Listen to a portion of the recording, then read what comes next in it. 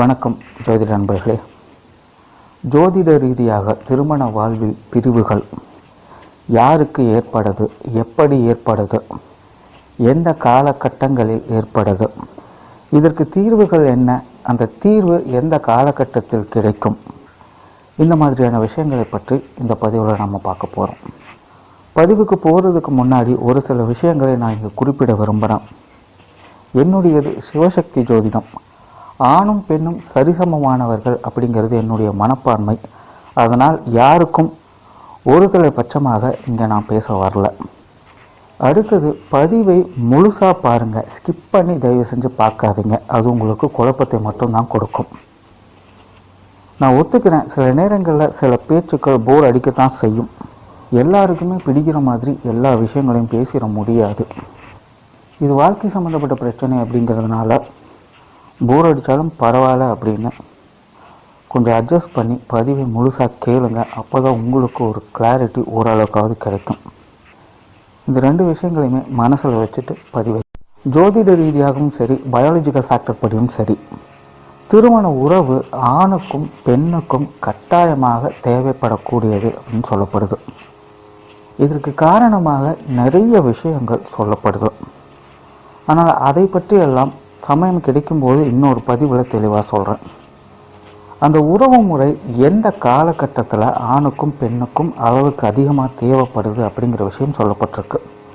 அது எப்போ அப்படின்னு பார்த்தீங்கன்னா, பருவ காலத்துலேயும் கடைசி காலகட்டத்திலையும் தான் ஆண் பெண் துணை அப்படிங்கிறது அளவுக்கு அதிகமாக ஒருத்தருக்கு ஒருத்தர் தேவைப்படுது. பருவ காலத்தில் தன்னுடைய இச்சைகளையும் தாபங்களையும் தீர்த்து கொள்வதற்காக தேவைப்படுது. இதற்கு வயது பார்த்தீங்கன்னா 12லிருந்து 25 வரை சொல்லப்படுது. அதிகபட்சமாக 30 வரை வைத்துக்கொள்ளலாம். அடுத்ததாக கடைசி காலகட்டத்தில் தன்னுடைய கடமைகளை எல்லாம் முடிச்சிட்ட பிறகு தனிமையில் இருக்கும் பொழுது, உடல்நிலை சக்திகளில் மந்தமான பிறகு, பேச்சு துணைக்காகவும் மன ஆறுதலுக்காகவும் தனிமையிலிருந்து விடுபடுவதற்காகவும் இந்த துணை அப்படிங்கிற ஒரு விஷயம் இருபாலருக்கும் தேவைப்படுது. இதற்கான காலகட்டங்கள் பார்த்தீங்கன்னா 55 வயதிற்கு மேலே. ஸோ இந்த விஷயங்களை சரி செஞ்சுக்கிறதுக்காகத்தான் துணை அப்படிங்கிற ஒரு விஷயத்தையே நம்ம நாடுறோம். அதில் சில கட்டமைப்புகளை எல்லாம் உருவாக்கி, நாகரீகம், பகுத்தறிவு, இந்த விஷயங்களை எல்லாம் உள்புகுத்தி, அதில் சில செட் ஆஃப் ரூல்ஸ் அண்ட் ரெகுலேஷன்ஸை உருவாக்கி ஒரு ஒழுக்க முறைகளை சமுதாயத்தில் கடைபிடிப்பதற்காக உருவாக்கப்பட்ட விஷயம்தான் இந்த திருமணம். ஆக இந்த திருமணம் அப்படிங்கிறது ரெண்டு விஷயங்களை பூர்த்தி செய்யுது. அதாவது தனி மனித தேவைகளுக்கும் சமுதாய மாற்றத்தை சரியான முறையில் உருவாக்குவதற்கும் இந்த திருமணம் அப்படிங்கிற விஷயம் தேவைப்படுது. இதற்கு இடைப்பட்ட காலம் அந்த 30 வயதுலேருந்து ஒரு 55 வயது உள்ள ஆண்களுக்கும் சரி பெண்களுக்கும் சரி ஒருத்தருக்கு ஒருத்தர் துணை அப்படிங்கிறது அந்த அளவுக்கு தேவைப்படுறது கிடையாது. ஸோ அதனால தான் அந்த வயதுள்ள ஆட்கள்லாம் பார்த்திங்கன்னா எப்போ பார்த்தாலும் வேலையில் அதிக கவனம் செலுத்துவாங்க. தன்னுடைய லைஃப் ஸ்ட்ரக்சரை அடுத்த கட்டத்துக்கு கொண்டுட்டு போகிறதுக்காக மொத்த விஷயங்களில் கவனம் செலுத்திக்கிட்டு இருப்பாங்க. இது திருமணம் ஆனவங்களுக்கு தான் இந்த விஷயம். திருமணம் ஆகாதவங்களுக்கு இந்த வயசில் வாழ்க்கை துணையை பற்றி அதிக ஏக்கம் அப்படிங்கிறது இருக்கத்தான் செய்யும். ஏன்னா அந்த வாழ்க்கையோட ருசி என்ன அப்படிங்கிறது அவங்களுக்கு தெரியாது. அதனால் அந்த ருசியை அவங்க தேடிக்கிட்டு தான் இருப்பாங்க. ஆனால் திருமணம் ஆனவங்களுக்கு அந்த ருசி பழகி போயிடும். இது இவ்வளோதானா அப்படிங்கிற மாதிரியான மனநிலை அவங்களுக்கு ரொம்ப இயல்பாகவே வந்துடும். ஸோ பெருசாக எந்த ஒரு எதிர்பார்ப்புகளும் ஈர்ப்புகளும் இந்த மாதிரியான காலகட்டங்களில் இருக்காது. ஒருத்தருக்கு அவங்கவுங்க வேலையை மட்டும் அவங்கவுங்க பார்க்க ஆரம்பிச்சிடுவாங்க. சரி, இப்போ விஷயத்துக்கு வந்துடுவோம். இதில் பிரச்சனைகள் எப்படியெல்லாம் வருது? ஜோதிட ரீதியாக திருமணம் அப்படிங்கிறது 7ஆம் பாவகமாக வரும். அதை களத்திர ஸ்தானம் அப்படின்னு சொல்லுவாங்க. இந்த களம் அப்படிங்கிற வார்த்தையோட உட்பொருளை நீங்கள் புரிஞ்சுக்கிட்டீங்க அப்படின்னாலே திருமணம்னா என்ன, அது எப்படி நமக்கு அமையும் அப்படிங்கிறத உங்களால் ஈஸியாக புரிஞ்சுக்க முடியும். களம் அப்படிங்கிறதே தன்னுடைய பலத்தை பரிசோதிக்கக்கூடிய இடம், எதிரிகளுடன் மோதிக்கொள்ளக்கூடிய இடம்.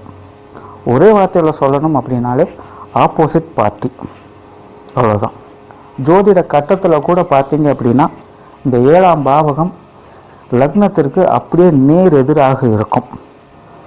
ஸோ இந்த விஷயம் ஒரு விஷயத்தை ரொம்ப கிளியராக சொல்லிடுச்சு. அதாவது நமக்கு வரக்கூடிய வாழ்க்கை துணை நம்மளை மாதிரியே நிச்சயமாக இருக்க மாட்டாங்க. நம்மளுடைய குணத்திற்கு அப்படியே நேர் எதிர் குணம் கொண்ட ஆட்களாக தான் நிச்சயமாக இருப்பாங்க. பயாலஜிக்கல் ஃபேக்டர் படியும் சரி, மன ரீதியாகவும் சரி, வாழ்க்கை முறை ஒரு சமநிலையில் போகிறதுக்கு இப்படிப்பட்ட உறவு முறை அவசியம் அப்படின்னு சில காரணங்கள் அதற்கு சொல்லவும் படுது. அப்போது இங்கே முதல் விஷயம், நமக்கு வரக்கூடிய வாழ்க்கை துணை நம்மளை அப்படியே முழுசாக புரிஞ்சுக்கணும் அப்படின்னு எதிர்பார்க்கறது வேஸ்ட். அப்படி நடக்காது அப்படிங்கிறத தான் இந்த 7ஆம் பாவம் சொல்லுது. 2 பேருமே நேர் எதிரெதிரான குணம் கொண்டவர்களாக இருப்பாங்க அப்படின்னு சொல்லுது. ஒன்று பசு மாதிரி அமைதியாக இருந்தால் இன்னொன்று புலி மாதிரி ஆக்ரோஷமாக இருக்கத்தான் செய்யும். ஆனால் இதில் யார் பசு யார் புலி அப்படிங்கிறது அவங்களுடைய ஜாதகம் நிர்ணயம் பண்ணும். ஸோ இந்த ஒரு விஷயத்தை நீங்கள் எப்படி புரிஞ்சுக்கிறீங்க அப்படிங்கிறத வச்சு தான் உங்களுடைய திருமண வாழ்க்கை நல்லபடியாக இருக்குமா இருக்காதா அப்படிங்கிறது முடிவு பண்ணப்படும். அதையும் நீங்கள் தான் முடிவு பண்ணுறீங்க. ஏன்னா அந்த புரிதல் உங்களுக்குள்ளே இருந்து வர்றது தான். அப்படிப்பட்ட புரிதல் 2 பேருக்குமே அவசியம் அப்படிங்கிறதையும் கவனத்தில் வச்சுக்கணும். ஒருத்தருக்கு இருந்து ஒருத்தருக்கு இல்லை அப்படின்னா அதுவும் வேஸ்ட்டு தான். பழைய கணவன் மனைவி ஜோக்ஸில் ஒரு சில விஷயங்கள் வரும். அதாவது வாழ்க்கையில் என்ன கஷ்டம் வந்தாலும் நான் எல்லாத்தையும் சமாளிச்சிருவேன் அப்படின்னு ஒருத்தர் சொல்லுவார். அதற்கு அவங்களுடைய வாழ்க்கை துணை எப்படிங்க அப்படின்னு கேட்கும்போது, உன்னையவே நான் சமாளிச்சுட்டேன், வாழ்க்கையில் இதை விட பெரிய கஷ்டம் எனக்கு வேறு என்ன வந்துட போகுது, அப்படியே வந்தாலும் நான் அதை சமாளிச்சிருவேன் அப்படின்னு அவங்க ரிப்ளை பண்ணுவாங்க. இந்த மாதிரியான ஜோக்ஸை நம்ம நிறையா பார்த்துருப்போம், படிச்சிருப்போம். ஆனால் உண்மையிலேயே இது ஜோக் கிடையாது. ஜோதிட ரீதியாக இதுதான் நிஜம். உங்கள் வாழ்க்கையில் உங்கள் வாழ்க்கை துணையை நீங்கள் எந்த அளவுக்கு சமாளிக்கிறீங்களோ அந்த அளவுக்கு உண்மையிலே நீங்கள் திறமைசாலிகள் தான். ஏன்னா தன்னோட நேர் எதிர் குணம் கொண்டவங்களையே தன்னால் சமாளிச்சிட முடியும் அப்படிங்கிற கெப்பாசிட்டி உங்கள்கிட்ட இருக்குது அப்படின்னா நிச்சயமாக மற்ற விஷயங்கள் எல்லாத்தையுமே உங்களால் சுலபமாக சமாளிச்சிட முடியும் அப்படிங்கிறது இதுக்கான அர்த்தம்.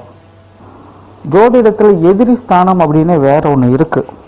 அது வேற வெளியிருந்து வரக்கூடிய எதிரிகள், மறைமுகமான விஷயங்கள், பகை, இந்த மாதிரி சொல்லக்கூடியது. ஆனால் இந்த கலத்தரம் அப்படிங்கிறது முற்றிலும் வேற. இது நம்ம கூடவே இருக்கணும், அதை எப்பவும் சமாளிச்சுக்கிட்டே இருக்கணும். ஸோ இந்த ஒரு புரிதலும் ஏற்றுக்கொள்ள முடியாத தன்மையும் இல்லாத காரணத்தினால தான் பிரிவுகள் அப்படிங்கிறது ஏற்படுது. 1980களிலிருந்து சினிமா மோகம் அதிகமாக இருக்கு. பல பேர் இந்த சினிமா படங்களை பார்த்து விட்டு எனக்கும் இதே மாதிரி காதல் வாழ்க்கையும் கல்யாண வாழ்க்கையும் இருக்கணும் அப்படின்னு எதிர்பார்ப்புகளை அதிகமாக்கி கொள்கிறாங்க. இந்த எதிர்பார்ப்பு அந்த இடத்துல பூர்த்தி ஆகலை அப்படிங்கிற பட்சத்தில் பிரிவுகள், பிரச்சனைகள் அப்படிங்கிறது ஆரம்பிச்சிடுது.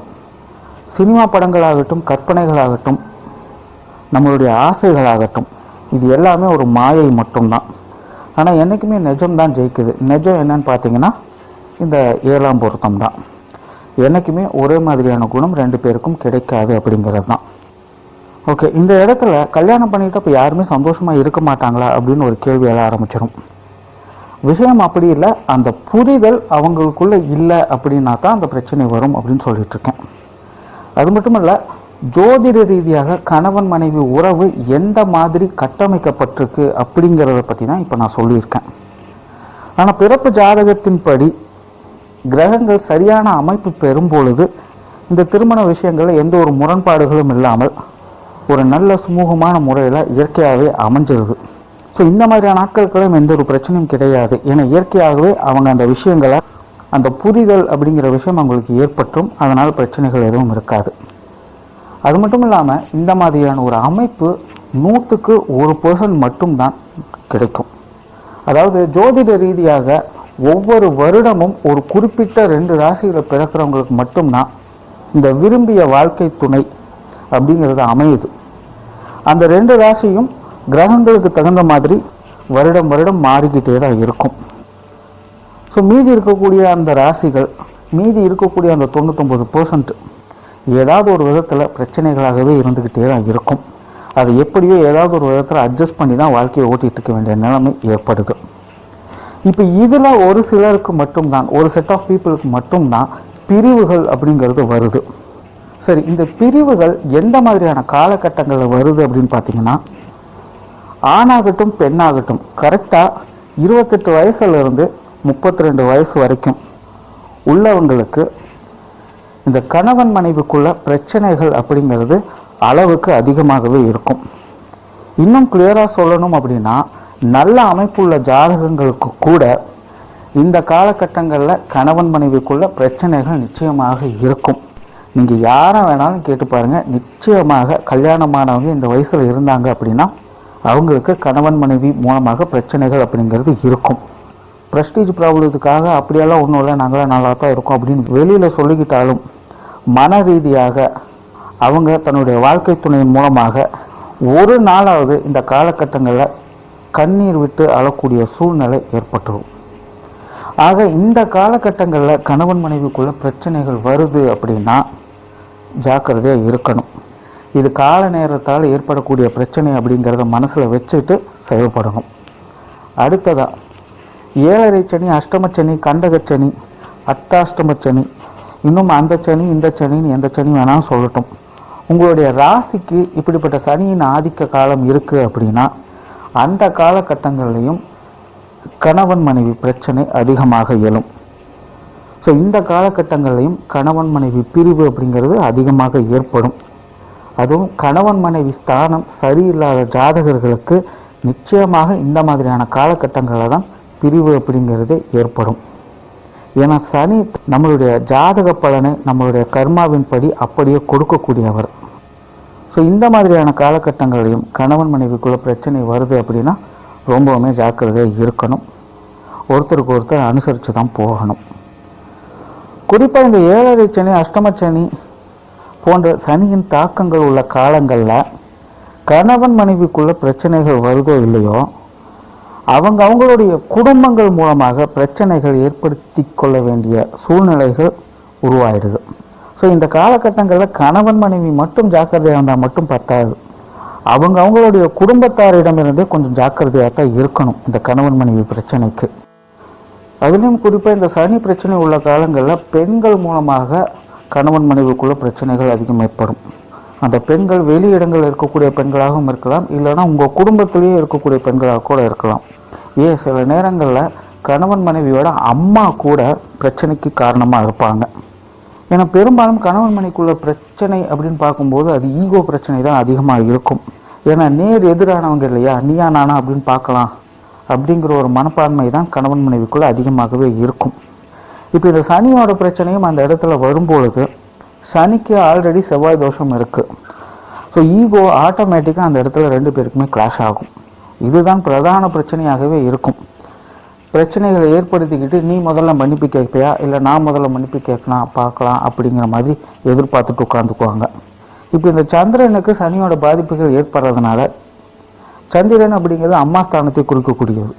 ஸோ இந்த கணவன் மனைவியோட அம்மாக்களுக்கு ஆட்டோமேட்டிக்காக ஈகோ ஃபார்ம் ஆகிடுது.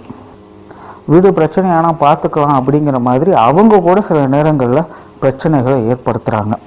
நான் இங்கே எல்லா அம்மாக்களையும் சொல்லலை, பொதுப்படையாக சில விஷயங்களை மட்டும்தான் இங்கே சொல்லிகிட்டு இருக்கேன். அவங்க கூட ஒரு வகையில் காரணமாக இருக்கிறாங்க அப்படிங்கிறத தான் சொல்லிக்கிட்டு இருக்கேன். ஆக இந்த மாதிரியான விஷயங்களும் கணவன் மனைவி பிரிவுகளுக்கு காரணமாக அமைஞ்சிருது. ஸோ இந்த விஷயங்களையும் புரிஞ்சுக்கிட்டு அந்த காலகட்டங்களில் கொஞ்சம் கவனமாக இருக்கிறது நல்லது. சரி, இப்போ எல்லாம் ஏற்பட்டாச்சு, பிரிஞ்சாச்சு, இப்போ இதுக்கு சொல்யூஷன் என்ன? இதற்கு ஒரே ஒரு சொல்யூஷன் மட்டும்தான் இருக்குது. சம்பந்தப்பட்ட ரெண்டு பேருமே இறங்கி வரணும்.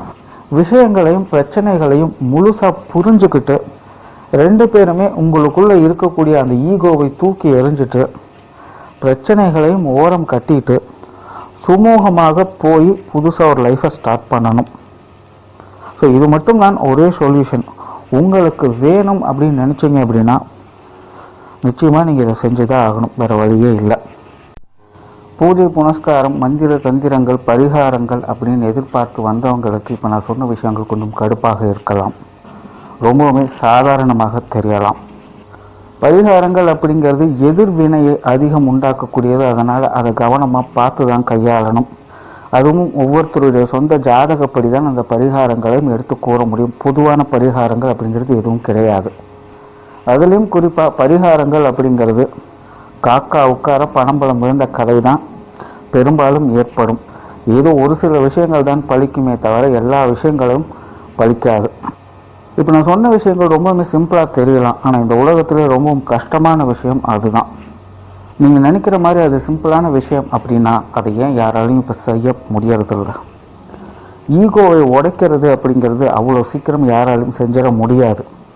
ஆனால் அப்படி செஞ்சால் மட்டும்தான் பரஸ்பர உணர்வு அப்படிங்கிறது 2 பேருக்குமே கிடைக்கும். இது இவங்களுக்கு மட்டுமல்ல, எல்லா உறவுகள்லையுமே இப்படித்தான். கொஞ்சம் நல்லா யோசிச்சு பார்த்தீங்கன்னா தெரியும், நமக்கு பிடிச்சவங்களுக்காக நம்ம என்ன வேணாலும் செய்வோம். நம்மளுடைய டிக்னிட்டியை குறைச்சிக்கிறதுக்கும் கூட நம்ம தயாராக இருப்போம். அதற்கு காரணம் என்ன அப்படின்னு பார்த்தீங்கன்னா, அவங்கக்கிட்ட நம்ம ஈகோ பார்க்கறது இல்லை, அவ்வளோதான். ரொம்ப சிம்பிளான விஷயம். ஆனால் இந்த விஷயத்தை வாழ்க்கை முழுக்க நம்ம கூட வரக்கூடிய அந்த கணவன் மனைவி கிட்ட காட்ட மறுக்கிறோம். இதனால் வரக்கூடிய பிரச்சனைகள் தான் எல்லாமே. இப்போ நான் சொன்ன விஷயம் கூட ஜோதிட ரீதியாக சொல்லப்பட்டது தான், என்னுடைய தனிப்பட்ட கருத்து எதுவும் கிடையாது. எதிரியிடம் பேசி தீர்வு காண முடியும், துரோகியிடம் துரத்தி தீர்வு காண முடியும், ஜோதிடம் சொல்லுது. ஸோ முடிஞ்ச அளவுக்கு ட்ரை பண்ணி பாருங்கள். அதை விட்டுட்டு சார் நான் இந்த ராசி இந்த நட்சத்திரம் போனவங்க திரும்பி வருவாங்களா அப்படின்னலாம் கேட்காதுங்க. அப்படியெல்லாம் வெறுமனே ராசி நட்சத்திரத்தை வச்சுக்கிட்டு வருவாங்களா வரமாட்டாங்களா அப்படிங்கிறது சொல்லவும் முடியாது. இதுக்கு மட்டுமல்ல, எந்த ஒரு விஷயத்திற்குமே அப்படி சொல்ல முடியாது. ஏன்னா நிறைய பேர் எனக்கு கவர்மெண்ட் வேலை கிடைக்குமா, எனக்கு கடன் தீருமா, நான் வீடு கட்டுவேனா அப்படிங்கிற மாதிரி நிறைய கேட்குறாங்க. இதெல்லாம் வெறுமனே ராசி நட்சத்திரத்தை வச்சு மட்டுமே சொல்லிட முடியாது. அது உங்கள் ஜாதகப்படி அமையக்கூடிய விஷயம். ஸோ தேவையில்லாமல் இந்த மாதிரியான விஷயங்கள் எல்லாம் கமெண்டில் கேட்காதீங்க. சரி, இப்போ விஷயத்துக்கு வருவோம். அதுவும் சனியின் காலங்கள் முடிஞ்சதுக்கு அப்புறம் பேச ஆரம்பிக்கணும். ஏன்னா சனியோட பிரச்சனைகள் உள்ள காலகட்டத்தில் தான் பிரச்சனைகளே ஸ்டார்ட் ஆகுது. அதாவது 2 பேருக்குமே ஈகோவை ஏற்றி விட்டுரும். ஸோ அந்த நேரத்தில் நீங்கள் பேச்சுவார்த்தை நடத்த முற்பட்டீங்க அப்படின்னா எரியிற தீயில எண்ணெய் ஊற்றுற மாதிரி ஆகிடும். ஈகோ ஜாஸ்தி ஆகிடும், வாக்குவாதங்கள் அதிகமாக இருக்கும். ஸோ அந்த மாதிரியான காலகட்டங்கள்லாம் முடிஞ்ச அளவுக்கு சமாதானமாக பேசிக்கிறது தான் நல்லது. அதை விட்டுட்டு கெத்து காட்ட ஆரம்பித்தாங்க அப்படின்னா பிரச்சனை அப்படிங்கிறது பூதாகரமாக வெடிக்க ஆரம்பிச்சிடும். அதனால் முடிஞ்ச அளவுக்கு அந்த சனியோட கஷ்ட காலங்கள்லாம் முடிஞ்சதுக்கு அப்புறம் உங்களுடைய பேச்சுவார்த்தையை ஆரம்பிச்சிட்டிங்க அப்படின்னா கொஞ்சம் நல்லாயிருக்கும். இது கணவன் மனைவி 2 பேருக்குமே சேர்த்து தான் சொல்கிறேன். சில பேரோட வாழ்க்கையில் பார்த்தீங்கன்னா இப்படி பிரிஞ்சு போனவங்க தானாகவே திரும்பி வந்திருப்பாங்க. அப்போ அதெல்லாம் எப்படி நடக்குது? அதற்கு காரணம் என்ன அப்படின்னு பார்த்தீங்கன்னா ஒன்றே ஒன்று தான், அவங்களுடைய சுய ஜாதகப்படி அவங்களுக்கு பிரிவு அப்படிங்கிறது இல்லை அப்படிங்கிறது. கால சூழல் நேர சந்தர்ப்பங்கள் காரணமாக அவங்களுக்குள்ள அந்த பிரிவுகள் அப்படிங்கிறது ஏற்பட்டிருக்கும்.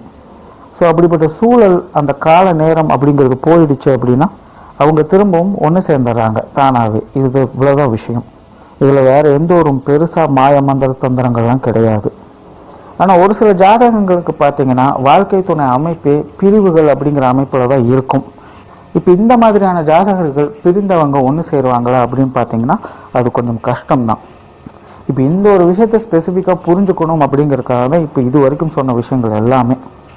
அப்போ இப்படிப்பட்ட ஜாதகர்கள் என்ன செய்யணும் அப்படின்னு பார்த்தீங்கன்னா தான் நான் முன்னாடி சொன்னது, 2 பேருமே தங்களுடைய ஈகோவை ஒதுக்கி வச்சுட்டு விஷயங்களையும் சூழ்நிலைகளையும் புரிஞ்சுக்கிட்டு வாழ்கிறதுக்கு பழகணும்.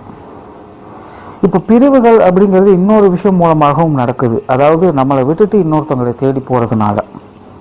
இப்போ அந்த மாதிரியான ஆட்களுக்கெல்லாம் என்ன பண்ணுறது? அதை அப்படியே போக விட்டுடணும், தலைமொழிகிடணும், வேறு வழியே இல்லை.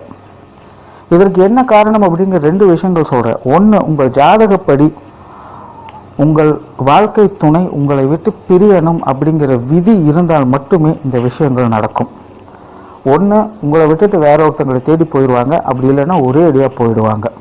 உங்கள் ஜாதகப்படி உங்களுக்கு விதி நிலை சரியில்லை அப்படிங்கிற பட்சத்தில் அவங்க என்றைக்குமே உங்களுக்கு செட் ஆக மாட்டாங்க. ஸோ அவங்கள நினச்சி எதிர்பார்த்துட்டோ வருத்தப்பட்டுட்டோ சங்கடப்பட்டுட்டோ இருக்கிறது பிரயோஜனம் இல்லாத ஒரு விஷயம். 2வது, இதற்கு உதாரணம் என்ன அப்படின்னு பார்த்தீங்கன்னா பழைய புராண இதிகாசங்கள் தான். கோவலன் கண்ணகி கதை எல்லாத்துக்குமே தெரியும். கல்யாணம் பண்ணிக்கிட்டதுலேருந்தே கோவலன் கண்ணகியை விட்டு பிரிஞ்சுதான் இருந்தார் வேறொரு பொண்ணோட. ஸோ பிரிவு இந்த இடத்துல நிச்சயமாயிடுச்சு. ஒரு கட்டத்தில் தன்னுடைய தவறுகளை எல்லாம் உணர்ந்து திரும்பி வர்றாரு. பழைய விஷயங்கள் எல்லாம் மறந்துட்டு 2 பேரும் சந்தோஷமாக வாழலாம் அப்படின்னு நினைக்கும் போது கோவலன் ஆளே காலி. இங்கே விஷயம் என்ன அப்படின்னு பார்த்தீங்கன்னா கண்ணகிக்கு கணவன் மூலமாக பிரிவு அப்படிங்கிறது நிச்சயமாக்கப்பட்டிருக்கு. அந்த வகையில் தான் முதல்ல கோவலன் மாதவி கிட்ட போனது. ஆனால் காலம் தவறை உணர்த்தி இனிமேல் அந்த மாதிரியான தப்பே பண்ணாத மாதிரி கோவலனுடைய மனநிலையை மாற்றி திரும்பவும் கண்ணகி கிட்டே அனுப்புது. ஆனால் விதி சேரக்கூடாது அப்படிங்கிறது தானே. ஸோ மொத்தமாகவே கதையவே க்ளோஸ் பண்ணிட்டாங்க. இது தவிர இன்னும் பல கதைகள் இருக்குது. அப்படி ஏமாற்றிட்டு போன கணவன்மார்கள் திரும்பி வந்ததுக்கப்புறம் கூட சுமந்துட்டு போனவங்கெல்லாம் இருக்காங்க. பட் அவங்களுடைய வாழ்க்கை முறைகளும் அப்படித்தான் இருந்தது. எந்த ஒரு விதத்திலும் கணவன் மனைவியாக ஒன்றா அவங்களால் இருக்க முடியலை. இதற்கு காரணம் முழுக்க முழுக்க விதி அமைப்பு தான், வேற எதுவுமே கிடையாது. பழைய காலம் அப்படிங்கிறதுனால கணவனை வில்லனாகவும் மனைவியை ஹீரோவாகவும் காட்டிட்டாங்க. ஆனால் இந்த காலத்தில் அந்த விஷயங்கள் எல்லாமே ஆப்போசிட்டில் வேலை செஞ்சுட்டு இருக்கு அப்படிங்கிறதையும் ஒத்துக்கிட்டு தான் ஆகணும். நான் முதலே சொல்லிட்டேன், இது சிவசக்தி ஜோதிடம். நான் இங்கே யாரையும் தாழ்த்தியும் பேசலை, உயர்த்தியும் பேசலை, 2 பேருக்குமே சம உரிமை கொடுத்து சொல்கிறேன். ஓகே, உங்களுக்கு நடக்கக்கூடிய எல்லா விஷயங்களுமே உங்கள் ஜாதகப்படி உங்களுக்கு நடக்கக்கூடிய விஷயங்கள் தான், உங்களுக்கு விதிப்படி அமைக்கப்பட்ட விஷயங்கள் தான் அப்படிங்கிறத முழு மனசோட நீங்கள் முதல்ல புரிஞ்சுக்கிட்டீங்க அப்படின்னா தான் உங்கள் வாழ்க்கையில் ஒரு தெளிவான முடிவுகளுக்கு வர முடியும். உங்களுக்கு என்ன மாதிரியான அமைப்பு கொடுக்கப்பட்டிருக்கு அப்படிங்கிறத பொறுத்து தான் உங்களுக்கு வரக்கூடிய வாழ்க்கை துணையும் அமையும். அப்படிங்கிற விஷயத்தில் கொஞ்சம் கிளியர் கட்டாக இருக்கிறதும் இந்த மாதிரியான பிரச்சனைகளை கொஞ்சம் தவிர்க்க உதவும்.